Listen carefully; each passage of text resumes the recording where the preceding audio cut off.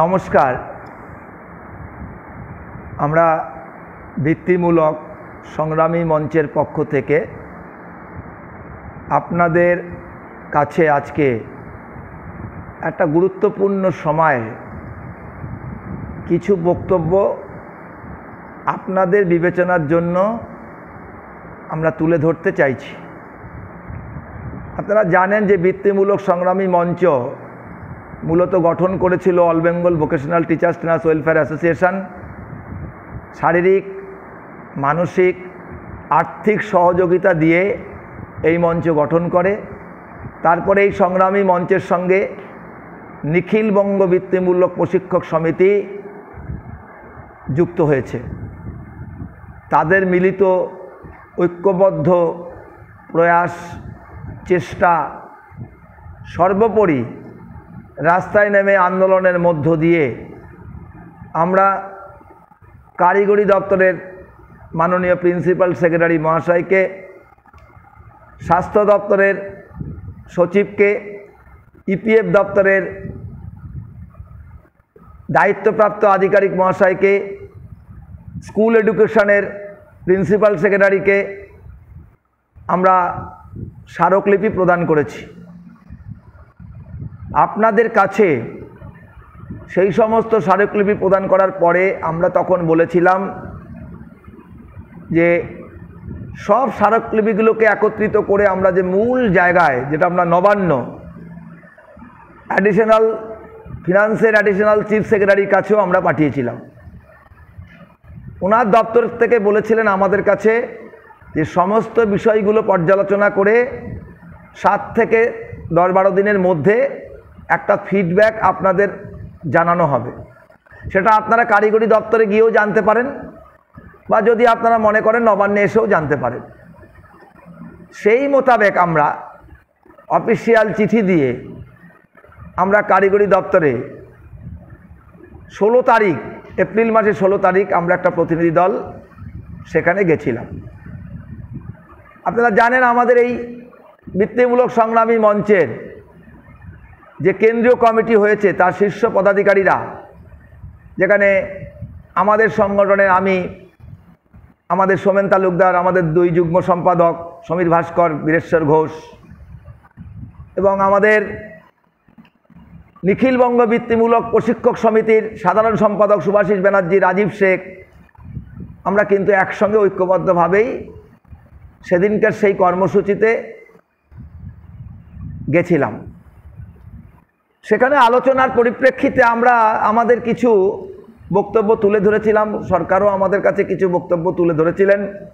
কিন্তু আমরা লক্ষ্য করেছি যে কারিগরি দপ্তরের এক শ্রেণীর আধিকারিকদের অনড় মনোভাব এবং অসহযোগিতার ফলে প্রতিটা ক্ষেত্রে উন্নয়নে, ইমপ্লিমেন্টে একটা করে বাধা সৃষ্টি করছেন।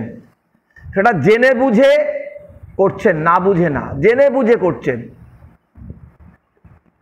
এবং আমরা দেখেছেন যে মেডিকেল নিয়ে যে একটা নোংরামো করছে কারিগরি দপ্তর কাউন্সিলের পক্ষ থেকে, যেটা আমরা 16 তারিখে পুঙ্খানুপুঙ্খানুভাবে সমস্ত কাগজপত্র সাবমিট করে জানিয়েছি যে এই অন্যায় আমরা বরদাস্ত করব না।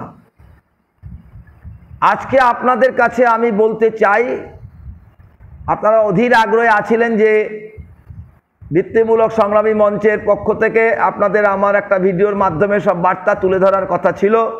কিন্তু আপনারা জানেন যে এই বিষয়টা পুঙ্খানুপুঙ্খানুভাবে পর্যালোচনা করে আপনাদের জানাতে হবে, এবং আগামী কর্মসূচি একসঙ্গেই যেহেতু ঘোষণা করতে হবে, বা আমরা কোন অধিকার বলে কতটুকু আমরা যেতে পারছি বা কি করতে পারবো তার সেটা তুলে ধরবে বলেই সময়টা আপনাদের কাছ থেকে নেওয়া হয়েছিল। ফলে ভিডিও করতে কিছুটা সময় বিলম্ব হয়েছে। আজকে আমি সেই প্রয়াসে আপনাদের সামনে উপস্থিত হয়েছি। এ ব্যাপারে আমাদের সংগঠন নিখিল বঙ্গ বৃত্তিমূলক প্রশিক্ষক সমিতিরও পূর্ণ সহযোগিতা নিয়ে এই তথ্য আমি আপনাদের সামনে তুলে ধরছি। আমি প্রথমেই বলি যে 16 তারিখে আমরা কাউন্সিলেও ডেপুটেশন দিয়েছি। যেহেতু ফিডব্যাকটা আমাদের কাছে মনে হয়েছে যে কিছু অসহযোগিতা করা হচ্ছে, তারা রেডি করতে পারছে না, আসেনি, এখনো হয়নি, ইলেকশন, সব অফিসাররা ব্যস্ত, এই ধরনের মানসিকতা প্রথমে প্রয়াস আমাদের করার চেষ্টা করেছে, বলার চেষ্টা করেছে। তারপরে যখন আমরা আমাদের সোজা ব্যাটে খেলতে শুরু করলাম, তখন আমরা দেখলাম অনেক কিছুই গলগল করে মুখ থেকে বেরোচ্ছে আধিকারিকদের পক্ষ থেকে। সে বিষয়ে আমি আপনাদের একটা নির্যাস দিতে চাইছি। আমি প্রথমে আপনাদের বলবো যে আজকের আমাদের এই যে ভিডিওটা, এটা আপনারা ভিডিও হিসাবে ধরবেন না, কারণ অনেক লংজিভিটি ভিডিও, ভাববেন কি যে অত বড় ভিডিও তো মানুষ কিভাবে কতক্ষণে দেখবে। তাই আমরা পার্টে আমি আপনাদের পার্ট 1, পার্ট 2, পার্ট 3, পার্ট 4 ভাবে আপনাদের আমি বিভিন্ন বক্তব্য এবং সরকারি আদেশনামা তুলে ধরে আপনাদের বুঝিয়ে দেব যে যদি ওরা এটা না করে দেয় তাহলে তার পরিণামে কি হবে, বৃত্তিমূলক সংগ্রামী মঞ্চ কি পদক্ষেপ গ্রহণ করবে সেটাও একসঙ্গে তুলে ধরা থাকবে। ভাই আপনারা খুব সহানুভূতির সঙ্গে আজকের এই নির্যাস সময়টাকে ব্যয় করে আপনারা দেখবেন, পর্যালোচনা করবেন, কারণ আপনারাই সব, আপনাদের অনুমতি নিয়েই আমরা আগামী দিনের কর্মসূচি আবার পালন করব। তবে আমাদের বিশ্বাস আপনারা যদি আমাদের সঙ্গে সহযোগিতার হাত বাড়িয়ে দেন, আজকের এই নির্যাস জানার পরে সব কিছু তথ্য আপনাদের সামনে আমি তুলে ধরার পরে আমরা কথা দিচ্ছি আমরা আমাদের অর্জিত অধিকার কিন্তু আদায় করে নেব। এবার অনেক হয়েছে গল্প, উপন্যাস, অনেক অসহযোগিতা, অনেক দালাল চক্র আমরা দেখেছি। আমরাই শেষ কথা বলবো, আপনাদের বলি, কারণ কারিগরি দপ্তরে 19 বছর আমরাই আছি। ফলে আমরা সংগঠিত সংগঠন তৈরি করে তারপর আবার মঞ্চ তৈরি করে আপনাদের লড়াই আন্দোলনে আমরা নেমেছি। ফলে এই মঞ্চ, তার সঙ্গে যে মেইন যে সংগঠন all Bengal vocational teachers and welfare association, তার সঙ্গে যুক্ত হয়েছে নিখিলবঙ্গ বৃত্তিমূলক প্রশিক্ষক সমিতি। আমরা এই মিলিত প্রয়াসের মধ্য দিয়ে আগামী আন্দোলনে যদি এদের ঘুম না ভাঙে তাহলে আমরা ঘুম ভাঙিয়ে দেব। এইটা আপনাদের আমি অ্যাসিওর করছি এবং দায়িত্ব নিয়ে বলছি। তাই আমি প্রথমে আপনাদের বলবো যে 4টে পার্টে আমি আপনাদেরকে বোঝানোর চেষ্টা করব যে আমরা কোথায় আছি, আমাদের অধিকার কি, এই অধিকারগুলো কিভাবে বলবৎ করবে, এবং আমাদের যারা শীর্ষ নেতৃত্ব তাদেরকে একটা দায়িত্ব বন্টন করা হয়েছে, আপনারা তাদের সঙ্গে সহযোগিতার হাত বাড়িয়ে রাখবেন। দিয়ে এইসব যেন বিভিন্ন দৃষ্টিকোণ দিয়ে সমস্ত রাজ্যে পৌঁছে যায়। আপনারা তৈরি হয়ে যাবেন, যখনই খবর পড়বে তখনই কিন্তু আপনাদেরকে আমরা উপস্থিত করে দেব কারিগরি দপ্তরের সামনে। পাশাপাশি আপনারা জানেন মহামান্য হাইকোর্টের দরজা খুলে রেখেছি, সেখানেও আমরা দায়িত্ব আপনাদের কিভাবে দিয়েছি বা দিচ্ছি সেটাও তুলে ধরবো, কেন দিচ্ছি, সেখানেও দরজা খোলা থাকবে, সেখানেও লড়াই হবে। এবং পাশাপাশি যে সমস্ত দপ্তরগুলোর সঙ্গে আমরা সমন্বয় করেছিলাম আন্দোলনের মধ্য দিয়ে, সেগুলোতে আমরা কি নির্যাস আছে এবং তাদের ঘুম ভাঙানোর জন্য আমরা কি করতে চাইছি সেটাও আপনাদের তুলে ধরব।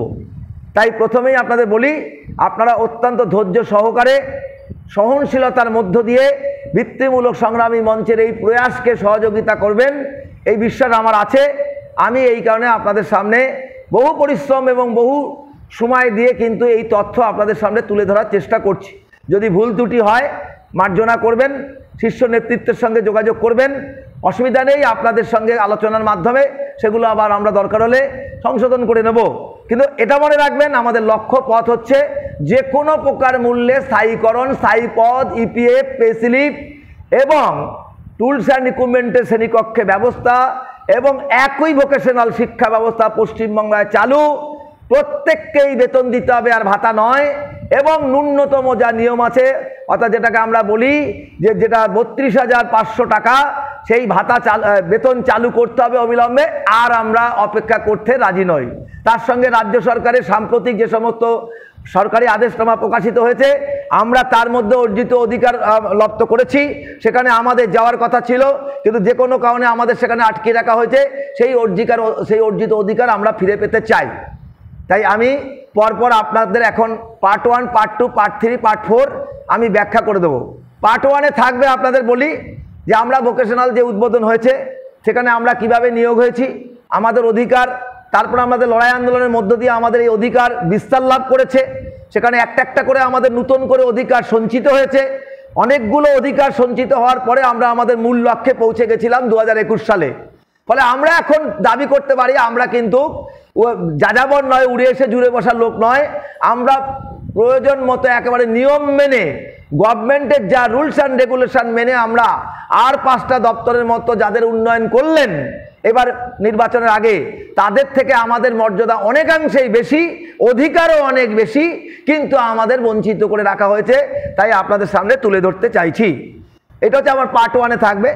পার্ট 2-তে থাকবে, আপনারা জানেন যে সেটা হচ্ছে আমরা কেন মহামান্য আদালতের দ্বারস্থ হয়েছি, সেখানে আমাদের ম্যারিটটা কি, সেই ম্যারিটটা আমি আপনাদের সামনে তুলে ধরবো, এবং গভর্নমেন্ট সেখানে কী রকম সহযোগিতা আমাদের করেছেন, কেন করছেন না, গভর্নমেন্টের এই সমস্ত যে অসহযোগিতা সেটা কিন্তু আমরা আর মেনে নেব না।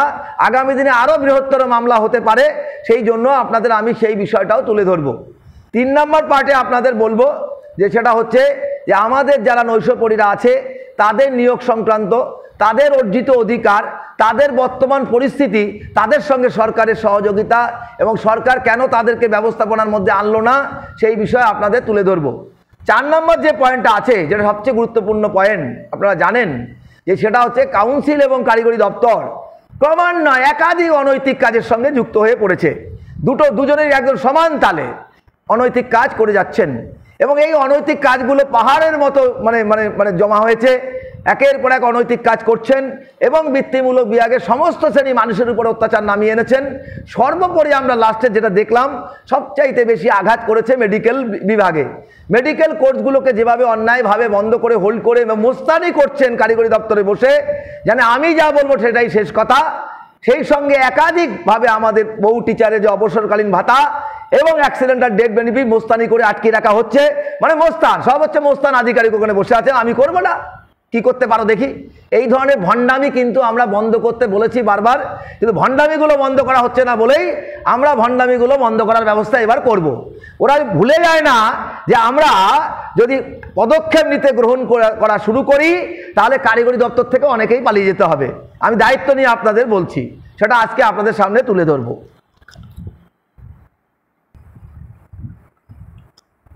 যাই হোক, যে কথা আমি আপনাদের বলেছিলাম যে আমরা 2005 সালে আপনাদের তৈরি করা all Bengal vocational teachers trainers welfare association সংগঠন তৈরি হয়েছিল বৃহত্তর বৃত্তিমূলক সমাজের স্বার্থে, যে আমরা আমাদের দাবি আদায়, মূল লক্ষ্যে পৌঁছানো এবং আমরা যে কর্মসংস্থান করছি বা যাদের আমরা পঠন পাঠন করাচ্ছি, এই দুই বৃহত্তর সমাজের সর্বাঙ্গীন উন্নয়ন আমাদের প্রয়াস থাকবে।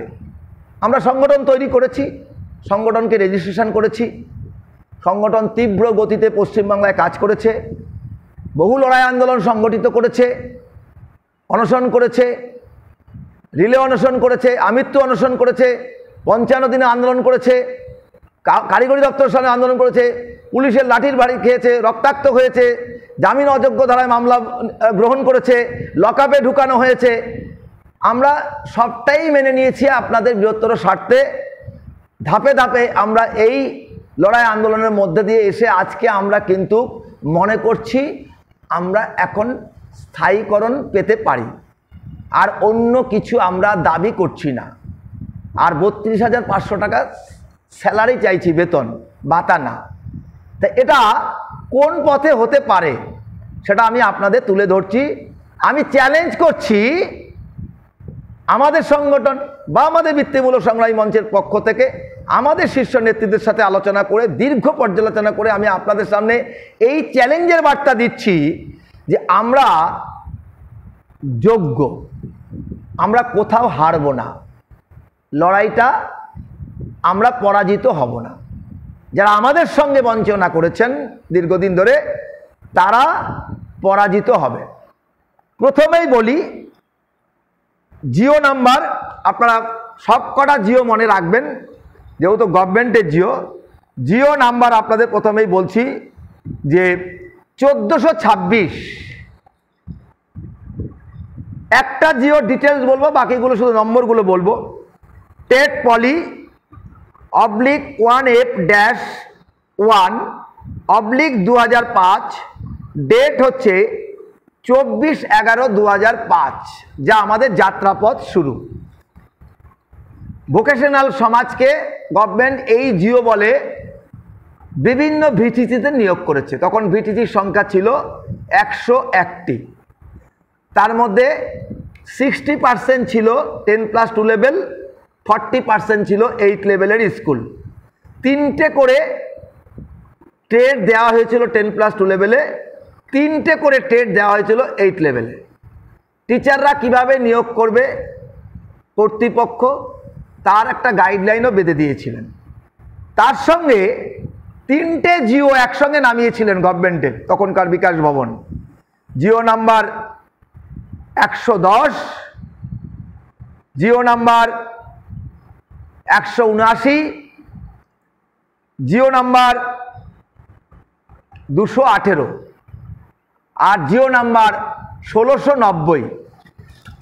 প্রত্যেকটাই লাগোয়া, 1-2 মাসের মধ্যে খালি ডিফারেন্স। যার শেষ জিওটা যদি আমি উল্লেখ করি তা সেটা 2006 সালে গেছিলে জিওটা। এই 5 এবং 6 এই প্রথমে এই 4টি জিও বলে গোটা পশ্চিম বাংলায় ভোকেশনাল যে শিক্ষা ব্যবস্থা চালু হয়েছিল তার একদিকে টিচার ইনস্ট্রাক্টর নিয়োগ, পার্ট টাইম শিক্ষকদের নিয়োগ, জেনারেল টিচারদের নিয়োগ, তার সঙ্গে রেমুনারেশন কি থাকবে টিচার ইনস্ট্রাক্টরদের, জেনারেল টিচারদের, ছাত্রছাত্রীদের অ্যাডমিশন ফি, রেজিস্ট্রেশন ফি, ছাত্রছাত্রীদের ভর্তি ফি, যারা অ্যাপ্লিকেশন নেবে ভিটিসির অ্যাপ্লিকেশন ফি, যদি কোনো এনজিওরা এখানে অ্যাপ্লিকেশন নেয় তাদের অ্যাপ্লিকেশন ফি, এবং ভিটিসির মধ্যে যে একটা পরিচালন কমিটি হবে ইন্টারনাল স্টাফদের নিয়ে তাদের সাম্মানিক ভাতা কত হবে সেটাও বেঁধে দেওয়া হয়েছিল। এইটা দিয়ে যাত্রাপথ শুরু করা হয়েছে আমাদের ভোকেশনালে। যে অনেকে গল্প বলে আমাদের সিস্টেমের মধ্যে, আমরা কখনো কোনো সময় সিস্টেমে মানুষদের সঙ্গে ঝগড়া করতে পছন্দ করি না, কিন্তু অনেকে না জেনে গল্প করে যে পার্ট টাইম, আমাদের মধ্যেই বলে পার্ট টাইম টিচারদেরই কেবলমাত্র জিও বলে নিয়েছে, কন্ট্রাক্টরদের শুরুতে কোনো জিও ছিল না। আমি জিওগুলো স্মরণ করে দিলাম। তারপরে জেনারেল টিচারদের নিয়ে একটা ঝামেলা হয়, তাদের নিয়োগের সময় স্কুলগুলো নিয়োগ ঠিক মতো করেনি, এটা কোনো জায়গায় থেকে নালিশ করে ডিপার্টমেন্টে, তখন ডিপার্টমেন্ট 614 একটা জিও এনে একেবারে স্পেসিফিকভাবে সেই পার্ট টাইম টিচারদের কিভাবে নিয়োগ করা হবে সেটা বেঁধে দিয়েছিলেন তাদের সিস্টেমটাকে, ফলে তারাও বৈধ হয়ে গেলেন। তাহলে টোটাল বডি কিন্তু সবই পার্ট টাইম, টেকনিক্যালের পার্ট টাইম, জেনারেলের পার্ট টাইম, সবই পার্ট টাইম হিসাবে কিন্তু বৈধতা নিয়েই এখানে কাজ শুরু করে। তারপরে আপনাদের স্মরণ করাই যে 2007 সাল যখনই পড়ল তখনই গভর্নমেন্ট আমাদের কাজে সন্তুষ্ট হয়েছিলেন, বিভিন্ন পর্যালোচনা করেছিলেন ডিপার্টমেন্ট আমাদের কাজের, এবং এখানে ড্রপ আউট স্টুডেন্টদের মূলত আমরা পড়াতাম। তাদের যেভাবে আমরা অটোর উপর মাইক বেঁধে গ্রাম বাংলা দরিদ্র পরিবারের সন্তানদের আমরা এখানে নিয়ে এসেছিলাম বুঝিয়ে, যে হাতে কলমে এই কাজ শিখতে পারলে আমাদের ভবিষ্যৎ উজ্জ্বল, যা জেনারেল এডুকেশন থেকে এটা অনেক বেশি দিশা দেবে, সেটা কিন্তু আজকের দিনে প্রমাণিত। আমরা ওই শিক্ষা ব্যবস্থাটা সঠিকভাবে করাতে পেরেছিলাম বলে একরকম বলতে গেলে কি সরকার কোনো রকম চিন্তা ভাবনা ছাড়াই 2007 সালে 3টে জিও অতিরিক্ত আবার আনলেন। যার একটি আপনারা আগেই দেখেছেন 179 যেটা আমাদের ছিলেন, মূল কোয়ালিফিকেশনটা কি হবে তাকে রেফারেন্স করে সরকার 17 টেট পলি আপনারা দেখেছেন, জিওটা সবাই জানেন, এখান থেকে অনেকের গল্পটা আপনারা জানেন, আগেরগুলো অনেকে জানেন কিনা আমাদের কাছে সন্দেহ আছে। তারপরে ছিল 78/2 টেট পলি, তারপরে ছিল আপনারা জানেন 200/2 টেট পলি, একদম পরিষ্কার করা আছে সিলেকশন কমিটি কারা থাকবে, নোডাল এক্সপার্ট, নোডালদেরকে এখানে ইনক্লুডিং করেছে পশ্চিমবাংলা 20টি, তারা সাবজেক্ট এক্সপার্ট প্রদান করবে প্রিন্সিপালের নেতৃত্বে। এখানে করা হয়েছে যে আপনি যখন ইন্টারভিউ বোর্ড গড়াবে যে 4 জন বসবেন তারা কারা, তাদের হাতে কত করে মার্কস থাকবে, তার জন্য একটা জিও প্রকাশ করেছে, কে কত মার্কস দেওয়ার অধিকারী, সার্টিফিকেটগুলো কীভাবে এখানে ভেরিফিকেশান হবে, সমস্ত তুলে ধরে কিন্তু ওই 179 কোয়ালিফিকেশানটাকেই কিন্তু মান্যতা দিয়ে টোটাল টেকনিক্যাল পার্টের একটা অংশের বৃহৎ অংশের টিচারদের কন্ট্রাকচুয়াল করে দেওয়া হয়েছিল। আমি কিছু কিছু টিচারের মুখে শুনি আমাদের সোসাইটিতে, আমি তাদেরকে আজকে একটু বলি যে আপনি একটু বাড়িতে সুস্থ থাকুন, আপনি বাড়িতে সময় কাটান, অযথা কোনো বিড়ম্বনা বাড়াবেন না ভোকেশনাল সোসাইটির মধ্যে ঢুকে পড়ে।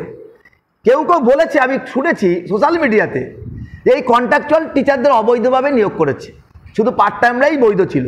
সেই লোকগুলোকে বলবো যে আমার বাড়ির ঠিকানা নিয়ে আমি সোমেন সমীররা থাকবো, সুভাষিস থাকবে, আপনি আমাদের বাড়ির ঠিকানা নিয়ে এসে আমাদের সাথে কথা বলে যাবেন যদি আপনার কোনো জিজ্ঞাসা থাকে। কিন্তু সোসাইটিতে মানুষের মধ্যে মিথ্যাচার করবেন না, সতর্ক করছি আপনাদেরকে, এবার সতর্ক করছি আপনাদেরকে। এবার মিথ্যাচার করবে, জানেন না, বোঝেন না, দেখেননি চোখে, সেই সব জিও নিয়ে কিন্তু ওটা ডিপার্টমেন্টেই হবে, কারণ ওই কন্ট্রাকচুয়ালটা জিওগুলো আগেই হয়ে গেছে, সেই জিওগুলোকে রেফারেন্স এনে তারপরে তারা কন্ট্রাকচুয়াল করেছে সিস্টেম মেনে, সেই সিস্টেম মেনে কন্ট্রাকচুয়াল। হ্যাঁ, আপনাদের কন্ট্রাকচুয়াল করা উচিত ছিল, কিন্তু এখন আপনারা কন্ট্রাকচুয়াল হয়ে গেছেন, সেটা আমি পরের একটা অংশে আসবো নিশ্চয়ই, সেটাও আপনারা মান্যতা পেয়েছেন, আপনারা জানেন না, বোঝেন না, তাই চিৎকার চেঁচামেচি করে।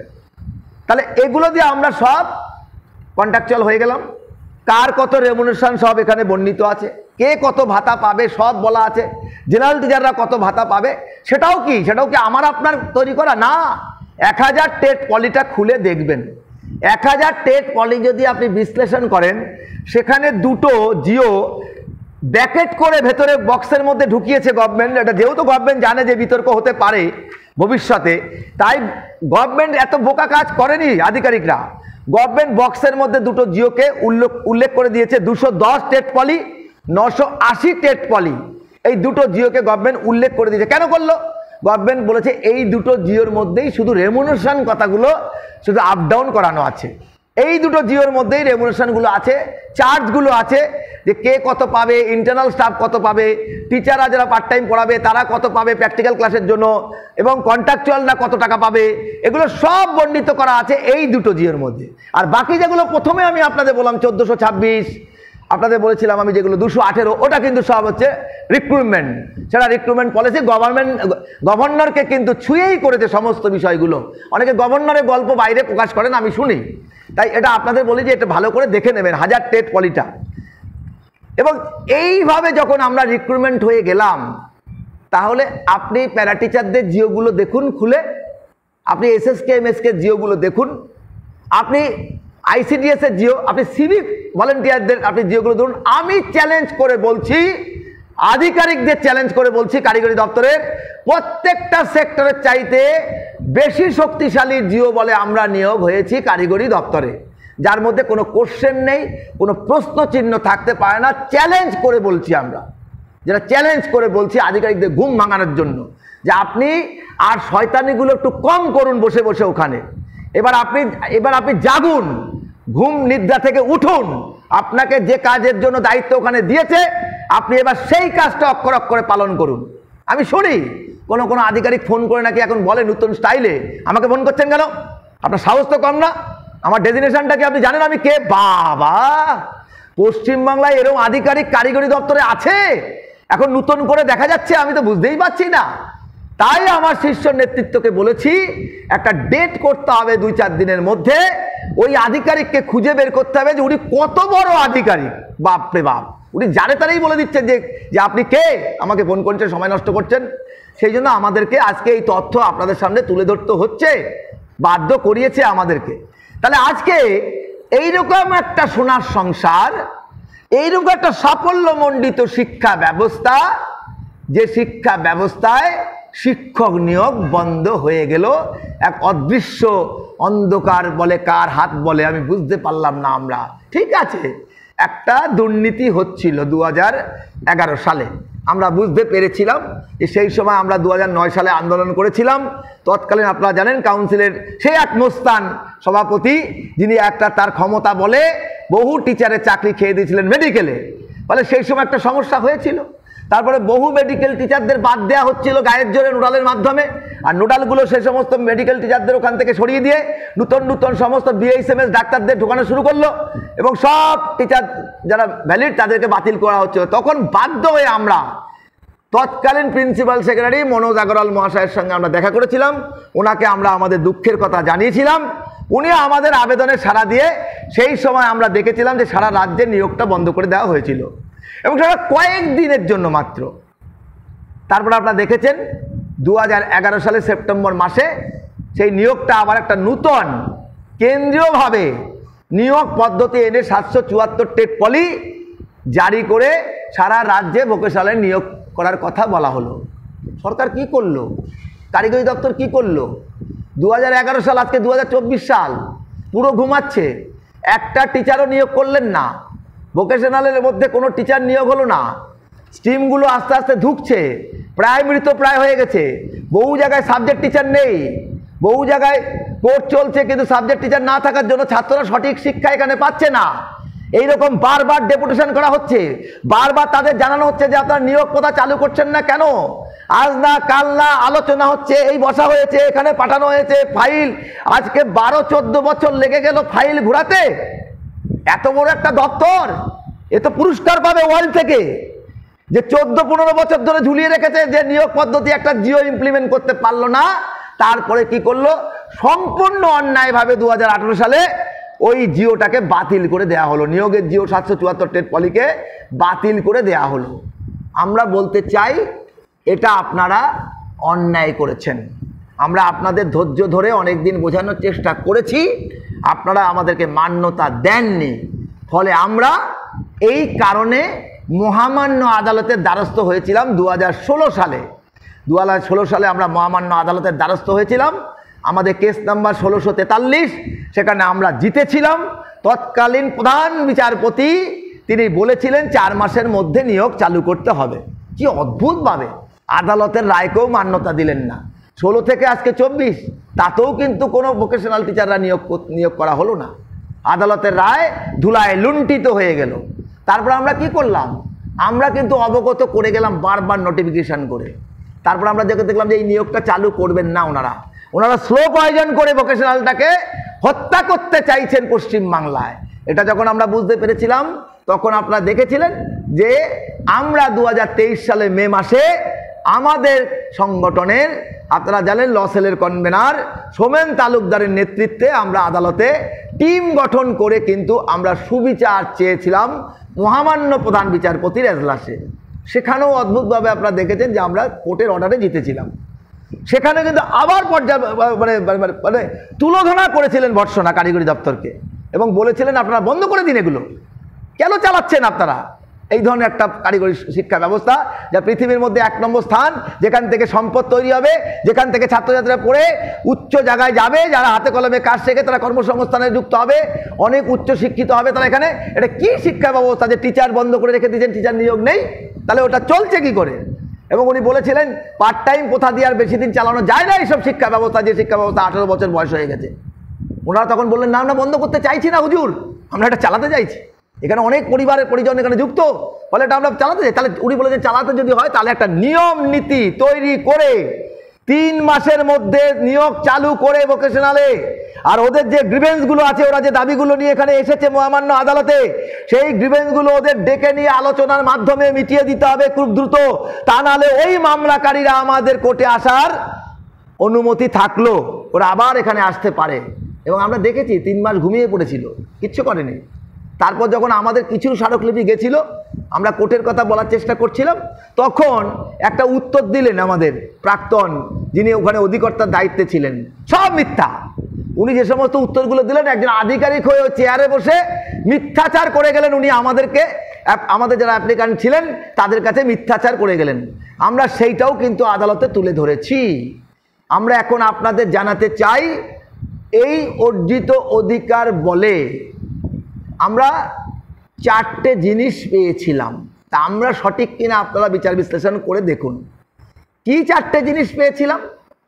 আমরা প্রথম পেয়েছিলাম, যেটা আপনাদের 2017 সালে আমরা পেয়েছিলাম 1604 জিও, যেখানে আমাদের 10টা মেডিকেল লিভ দেওয়া হয়েছিল, 180টা মেটারনিটি লিভ দেওয়া ছিল আমাদের, যদিও কন্ট্রাকচুয়াল টিচারদেরকে। আপনাদের সেটা জানিয়ে দিই, একই কারিগরি দপ্তর তার 1 বছর পরে সেই জিও পর্যালোচনা করে আবার একটা জিও নিয়ে আসলো 1356। তখন কিন্তু করে দিলেন পার্ট টাইম কন্ট্রাকচুয়াল সবাইকে 60 বছর কাজের করার যে একটা স্বীকৃতি, সেটা তারা দিলেন। এই কারিগরি দপ্তর এই দুটো জিওকে পর্যালোচনা করে ভণ্ডামিটা খালি আমি দেখাচ্ছি আপনাদেরকে, যে পার্ট টাইম কন্ট্রাকচুয়ালের যে বিভাজনটা কিভাবে সূক্ষ্মভাবে লড়াই চালাচ্ছে, আসলে এটা ফলস। আবার কি করলেন তারা, করলেন যে ওখানে আমাদের 60 বছর যখন এই জিওটা হয়ে গেল, মেডিকেলটা হয়ে গেল, তখন তারা নিজেদেরকে বাঁচানোর জন্য, সেফগার্ডে নেওয়ার জন্য আমাদের তীব্র লড়াই আন্দোলনে হার স্বীকার করে তৎকালীন কারিগরি মন্ত্রী, যিনি ভালো বোঝেন যার দক্ষতা আছে আমরা জানি, যিনি বুঝতে পারেন, মানুষের মনের কথা জানতে পারেন, আর অধিকারগুলো যে বলবৎ হয়ে গেছে সেটা তিনি উপলব্ধি করতে পেরেছেন। ফলে তিনি বুঝতে পেরেছেন আর দেরি করা যাচ্ছে না, ইমিডিয়েট ওদের স্বীকৃতি দিতে হবে। তাই তিনি 21 সালে 3998 জিওকে মান্যতা দিয়ে পশ্চিমবঙ্গ সরকারের 9008 পর্যালোচনা করে আমরা ওটা পাবো কিনা, দীর্ঘদিন ফিনান্সে পড়েছিল আমাদের ফাইল আমি জানি, এবং সেটা পর্যালোচনা করেছিল এবং লাস্টে আমাদের মুখ্যমন্ত্রীকে স্মারকলিপি দিয়ে মুখ্যমন্ত্রীর দপ্তর থেকে পর্যালোচনা করে আনতে হয়েছিল যে আমরা 3998-এ পড়তে পারি এবং আমরা যেতে পারি ওখানে। তারপরে আমাদের সমস্ত শীর্ষ নেতৃত্ব ডেকে প্রাক্তন যিনি মন্ত্রী ছিলেন, এখন কারিগরি দপ্তরের চেয়ারপারসন, তিনি ঐতিহাসিক সিদ্ধান্ত নিয়েছিলেন যে আপনারা এইবার পেয়ে যাবেন। তখন বলেছিলেন পেয়ে যাবেন। তারপরে আপনারা দেখেছেন আমরা 2021 সালে সবটাই পেয়ে গেছিলাম। পাইনি শুধু একটা মানুষের চক্রান্তের জন্য আমাদের অর্জিত দুটো অধিকার থেকে আমাদেরকে সুকৌশলে বঞ্চিত করে রেখেছিলেন। একটা হচ্ছে আমরা সব পেয়েছিলাম, যেমন বলেন আপনারা বলি যে আমাদের সকলেরই কিন্তু কন্ট্রাকচুয়াল মর্যাদা। উনি যতই লিখেছেন ওখানে 400 ঘন্টার কম বেশি পার্ট টাইমদের একটা কথা বলে দিয়েছেন উনি চালাকি করে। আসলে গভর্নমেন্টের ঘরে প্রত্যেকেরই কনসোলিডেটেড পে করে সবাইকে কন্ট্রাকচুয়াল মর্যাদা দিয়েছেন। কারণ গভর্নমেন্ট 2018 সালে একটা জিও দেখেছিলেন স্বাস্থ্যসাথী কার্ড করার সময়, গভর্নমেন্টের ঘরে জলজল করছে যে ভোকেশনালে যারাই পড়ায় 15,790 জন সবই হলো কন্ট্রাকচুয়াল, ওখানে আর কোনো পার্ট টাইম নেই। ওটাকেও ওনারা মান্যতা দিয়েছেন। আর 1604টাকে মান্যতা দিয়েছেন, 1356টাকে মান্যতা দিয়েছেন। তারপরে ওনারা কি করেছেন, এই ফিনান্স থেকে আমাদের এই সমস্ত পাস করেছেন বলেই আমাদের পার্ট টাইম কন্ট্রাকচুয়ালে কোনো বিভাজন নেই। আমরা সকলেই একসঙ্গে 3% ইনক্রিমেন্ট, অ্যাক্সিডেন্টাল ডেথ বেনিফিট, অবসরকালীন ভাতা, আমাদের সকলের কনসোলিডেটেড পে এবং প্রত্যেকে সমান সুযোগ সুবিধা, একই বোনাস পাই, পূর্ণ বোনাস, সবাই কোনো ভেঙে বোনাস হচ্ছে না এখানে, সব সহযোগিতা প্রত্যেকেরই এক। তাহলে কি করে পার্ট টাইম কন্ট্রাকচুয়াল থাকছে? আমাদের সিস্টেমে দালালরা নিজেরাই এখানে কেঁচো খুঁড়তে সাপ বের করছে বারবার। এখানে নিজেরাই শুধুমাত্র একের পর এক সোশ্যাল মিডিয়াতে শুধু পার্ট টাইম গল্প ফেদে পুরো ভোকেশনাল সমাজকে বিষিয়ে দিয়েছে এরা। কারিগরি দপ্তরে এক শ্রেণী আধিকারিকদের সাথে রাতের অন্ধকারে হাত মিলিয়ে পুরো ভোকেশনাল সিস্টেমটা যাতে জটিল থাকে, তাহলে ওনাদের কিন্তু 16 কলা পূর্ণ হবে। কেন? ওটা আমি লাস্টে বলবো ভিডিওতে আপনাদের, যে তাহলে ওদের উদ্দেশ্যটা কেন। ওরাও তো ভোকেশনাল শিক্ষক, ওদেরও তো এই দাবি মিটে গেলে লাভবান হবে না বন্ধু। আপনি ভুলে যাবেন না যে এই সিস্টেমে এখানে গদ্দারি করেছিল আমাদের সিস্টেম থেকে 18 জন তরতাজা যুবক এখানে দীর্ঘদিন পড়িয়ে পলিটেকনিকে চলে গেল নিজের লোভের জন্য। এখান থেকে 1500 শিক্ষক তরতাজা যুবক শুধু কোয়ালিফিকেশনের দোহাই দিয়ে এনএসকিপের মতো একটা এনজিওর কাছে ফাঁদে পা দিয়ে 20,000 টাকার লোভে ওখানে গিয়ে তারা চাকরিতে যুক্ত হয়ে ভোকেশনাল সিস্টেমটাকে জটিল থেকে জটিলতর করে দিয়েছে। আজকে স্কুল এডুকেশন যেখানে আমাদের হাতে না মেরে ভাতে মারার চেষ্টা করছে, সেই এনএসকিপকেই আমাদের স্কুলে ঢুকানোর চেষ্টা করছে। যেই সমস্ত দুশ্মনগুলো এখান থেকে আমাদের সঙ্গে ছলচাতুরি করে বিশ্বাসঘাতকতা করে চলে গেছে। আরেকটা অংশও তৈরি হয়েছে, যেটা আমি আপনাদের লাস্টে বলবো, আমার কাছে খবর এসে গেছে। আরেকটা অংশও জাল বিস্তার করে ফেলেছে। ফলে সেই অংশটাও আপনাদের আমি জানান দেব লাস্টে ভিডিওতে। ফলে এই অংশটা পার্ট 1, এটা আমি আপনাদের বললাম। আমরা যারা ভোকেশনাল শিক্ষকরা আছি, আমরা এখন কেউ পার্ট টাইম কন্ট্রাকচুয়াল না, আমরা সবই হচ্ছে অনুমোদিত আমরা জায়গায় আছি। গভর্নমেন্টের নজরে ফিনান্সে আমরা সব একইভাবে স্বীকৃতিপ্রাপ্ত। ফলে যা দেখবেন অধিকার বেরোবে গভর্নমেন্ট থেকে সবাই আমরা একসঙ্গে সমানভাবে পাবো। তাই গভর্নমেন্টের ঘরে সব কন্ট্রাকচুয়াল আছে, কিন্তু আধিকারিকরা আমাদের গুলিয়ে দিয়ে আর আমাদের কিছু দালালদের সঙ্গে হাতে নিয়ে পুরো সিস্টেমটাকে আমাদের মধ্যে একটা বঞ্চনা যাতে করতে পারে কারিগরি দপ্তর আমাদের সঙ্গে সেই প্রয়াসে ওদের সঙ্গে কিন্তু সহযোগিতা করছেন। তাই তো বৃত্তিমূলক সংগ্রামী মঞ্চের প্রয়োজন হলো আমাদের। তাই তো লড়াই আন্দোলনটাকে তীব্র থেকে তীব্রতর করার জন্য আমরা অঙ্গীকারবদ্ধ হলাম। তাই তো আজকে আপনাদেরকে এত সময় ব্যয় করে এত পর্যালোচনা করে আপনাদের এই তথ্য তুলে ধরতে হচ্ছে।